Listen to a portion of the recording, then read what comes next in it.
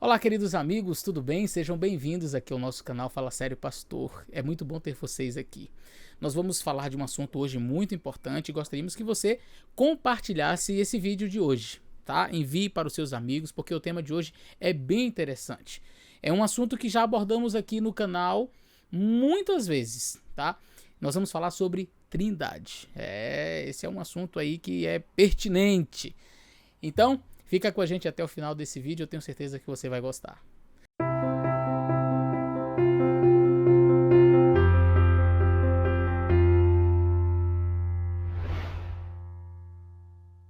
Como eu mencionei na introdução do nosso vídeo, este é um assunto recorrente aqui no canal. Logo no início, eu gravei aí uma série com mais ou menos uns 20 e poucos vídeos só sobre Trindade. Tem uma playlist aí no canal que eu quero convidar você a assistir. Você procura aí no canal Fala Sério Pastor, coloca lá playlist, aí você vai ver das playlists que eu criei, tem uma sobre Trindade. Ali a gente responde vários questionamentos, porque alguns dizem assim, mas não tem dizendo na Bíblia que o Espírito Santo é um ser pessoal, uma terceira pessoa na divindade, mas Jesus não é Deus, mas os pioneiros adventistas não eram trinitarianos, Ellen White não era trinitariana, enfim, a gente trabalha estes aspectos aqui no canal também. Nós já fizemos vários vídeos mostrando as falácias dessas pessoas que abandonaram a Igreja Adventista do Sétimo Dia para viverem estas heresias, né? Esse aspecto herético não pertence à Igreja Adventista. A Igreja Adventista do Sétimo Dia crê, como organização, ela crê na Trindade. Mas aí algumas pessoas que resolveram abandonar essa crença bíblica para então enveredar por este caminho aí dissidente, estas pessoas então começaram a levantar estas suposições e fazer textos, enfim, e nós então mostramos aqui no nosso canal vários vídeos, através de vários vídeos, a verdade acerca deste assunto. E hoje eu quero ler um texto com vocês que está no livro Primeiros Escritos, na página 22, e esse texto é muitíssimo interessante e diz o seguinte: essas coisas feriam meu espírito e me deprimiam a alma com terrível angústia, quase ao ponto do desespero.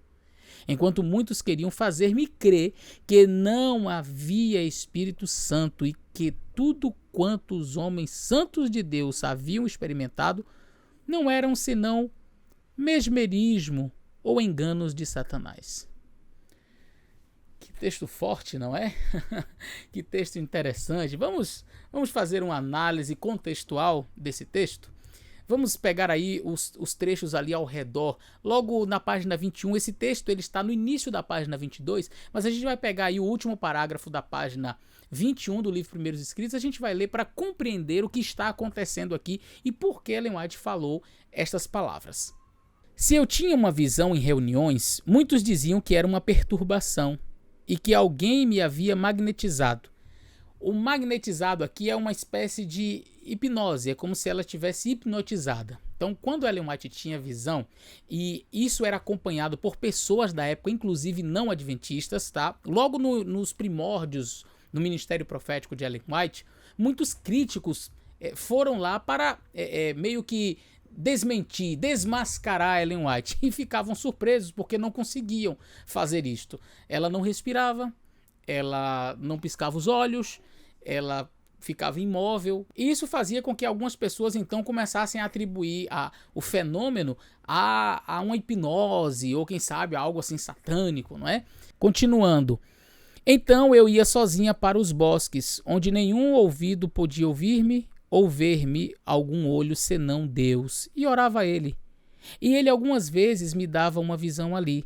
Então eu me regozijava e contava-lhes o que Deus me havia revelado sozinha, onde nenhum mortal podia influenciar-me. Diziam então que eu havia magnetizado a mim mesma. Ellen White então resolvia ficar sozinha. Ela ia para o bosque, ela ia para algum outro lugar para ficar sós com Deus, para que as pessoas não ficassem ali, sabe, tumultuando, e nesses momentos particulares de oração, de entrega, Deus então falava com ela. E quando ela voltava e trazia as mensagens, aí as pessoas diziam, ela hipnotizou ela mesma. Eu não sei se isso é possível, né? Mas quando as pessoas elas estão dispostas a criticarem, sem ao menos entender, sem ao menos ler o conteúdo do que ela escreveu, geralmente acontece isso, não é? Então, vamos continuar. Eu pensava, chegou o ponto em que os que honestamente vão a Deus sozinhos para suplicar suas promessas e clamar por sua salvação, sejam acusados de estar sob a má e danosa fluência do mesmerismo? Suplicamos a nosso bondoso Pai do céu, que nos dê o pão apenas para receber uma pedra e um escorpião. Essas coisas feriam meu espírito e me deprimiam a alma, com terrível angústia, quase ao ponto do desespero, enquanto muitos queriam fazer-me crer que não havia Espírito Santo e que tudo quanto os homens santos de Deus haviam experimentado não era senão mesmerismo ou enganos de Satanás. Note bem o contexto desta última passagem que lemos. Ellen White estava no princípio, nos primórdios do seu ministério profético, e ela estava sendo acusada pelos críticos da sua época de estar sob uma influência hipnótica, da influência danosa do mesmerismo. Ela então procurava ficar à parte, sozinha, e estavam dizendo que ela estava praticando o mesmerismo com ela mesma, né? Ela se auto-hipnotizando, algo mais ou menos assim. Isso causou a ela muita angústia. Ela disse: eu me deprimia e sentia uma angústia tão grande a ponto de quase entrar em desespero. Mas o que me chama a atenção é o final do texto, como que colocando o último peso, a última fagulha para a sua tristeza profunda, para esta depressão, esta angústia que ela sentia.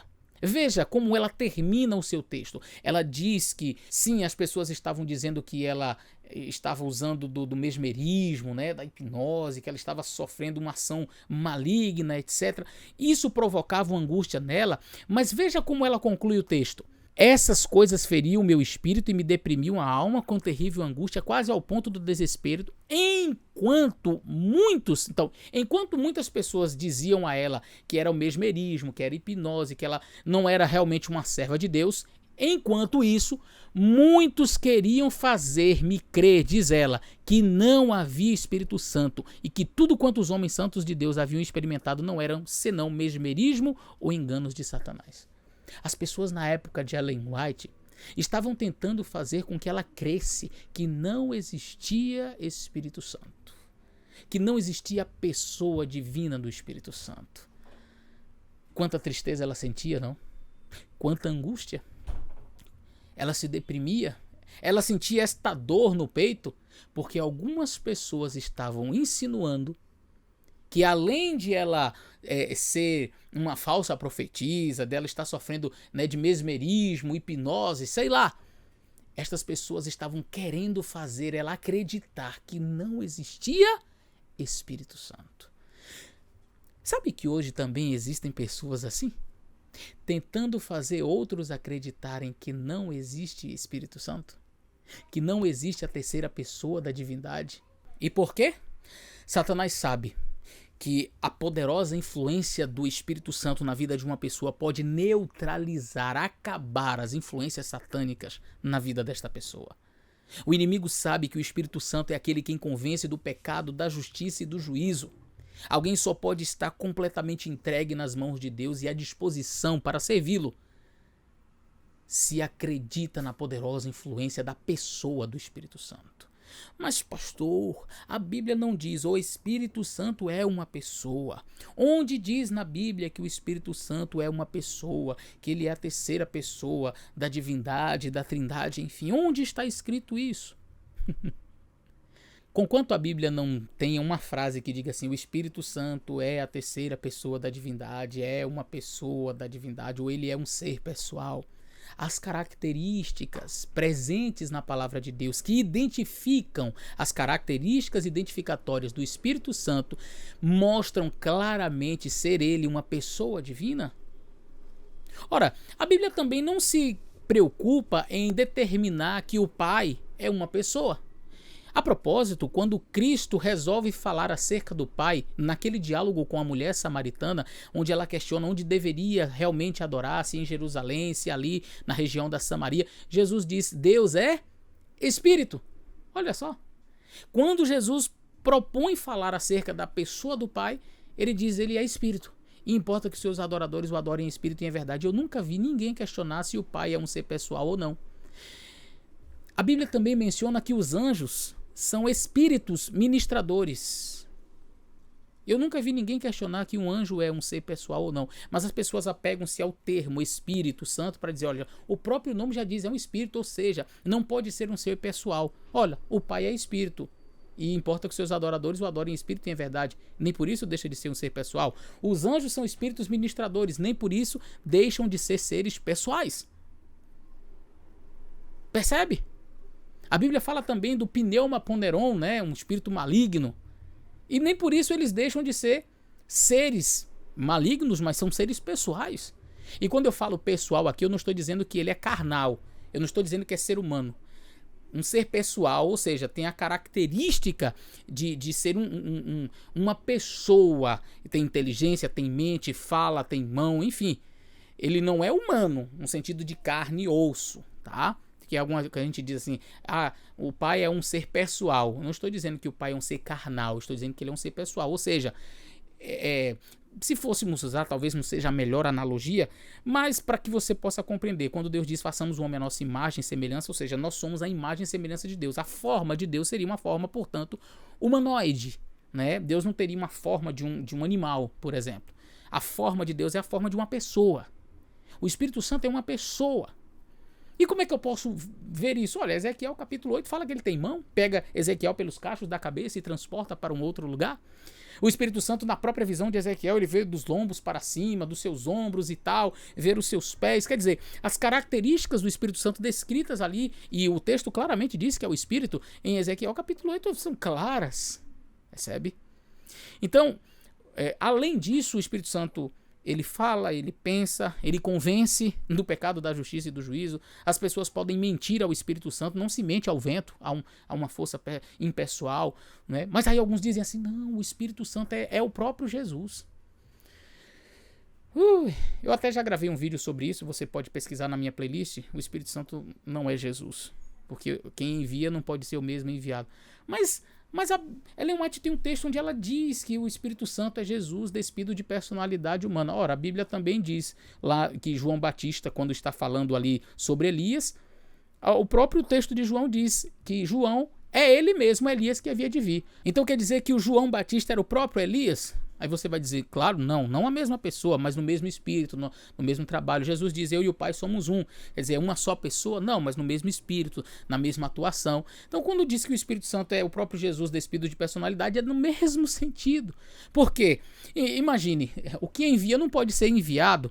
Uma pessoa, Jesus diz, eu vou, porque se eu não for, ele não virá. Ele, ou se é ele, é outro. Se é outro, não é o mesmo. Se é o mesmo, então não pode ser o outro, né? Isso é muito óbvio, isso é muito claro. Já imaginou você fazendo ali uma procuração no fórum? Vou fazer uma procuração. Pois não, como é seu nome? Eleazar Domini Silva, CPF tal e tal e tal. Você vai fazer uma procuração no nome de quem? No nome do senhor Eleazar Domini Silva, CPF tal. Ué, mas esse aqui é o senhor. É que eu vou fazer uma procuração para mim mesmo. Eu me enviarei. Não faz sentido. Mas as pessoas parecem não querer entender o texto. Bom, o Espírito Santo, portanto, é um ser pessoal. Mas, pastor, como você explica Jesus, por exemplo, soprando sobre os discípulos o Espírito Santo, e soprou sobre eles e disse, recebeu o Espírito Santo. Quer dizer, um ato ali simbólico de Jesus Cristo é interpretado de maneira literal como se o Espírito Santo fosse um vento. Ah, tá bom. E também o Espírito Santo aparece como línguas de fogo lá em Atos 2. Tá vendo que ele não pode ser um ser pessoal? Ora, Jesus Cristo também aparece lá para Moisés na sarça ardente em forma de fogo. Ele diz, eu sou. E aí Moisés vai chegando perto da sarça, fique onde você está, tire a sandália dos seus pés porque você está pisando numa terra santa. Mas ali estava só um fogo. E Deus se apresenta no meio do fogo. Quando Deus vai falar com Elias, ele está lá na caverna, e vem um terremoto, e vem uma tempestade, e vem isso, e vem aquela coisa toda, e de repente vem um vento suave, uma brisa suave, e Deus estava ali. Então Deus deixa de ser Deus porque ele está na brisa suave. Paulo diz, revesti-vos de Cristo.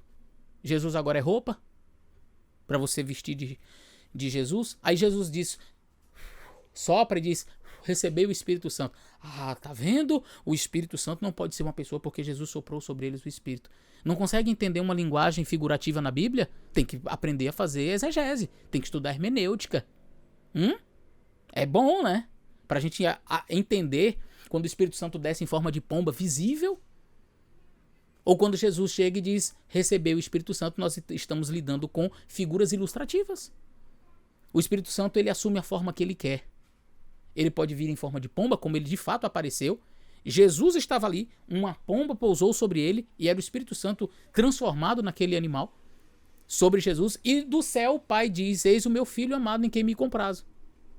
As 3 pessoas estão ali presentes.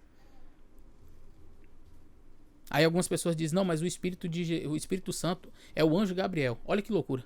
O outro diz assim: não, o Espírito Santo é um Espírito que é compartilhado pelo Pai e pelo Filho. Uma hora está dentro do Pai, outra hora está dentro do Filho.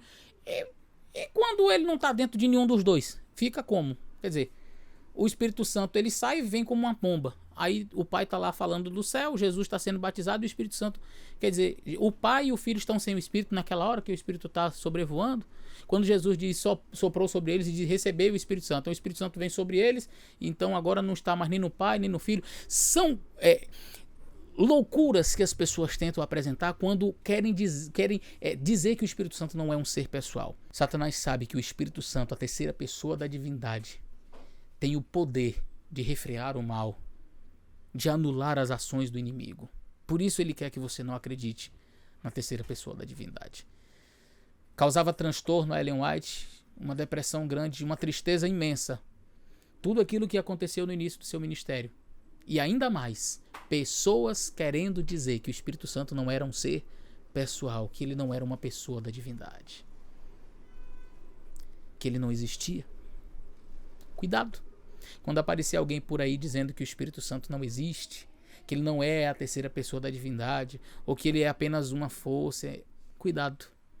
Isso entristeceu muito o coração de Ellen White, entristece o meu também. Porque eu sei que o Espírito Santo trabalhando na minha vida, ele vai conseguir me tornar cada vez mais uma pessoa melhor. E eu me aproximar cada vez mais do caráter de Cristo. Que Deus possa abençoar você. Não se deixe enganar por esses ventos de doutrinas. Grande abraço e até o nosso próximo vídeo.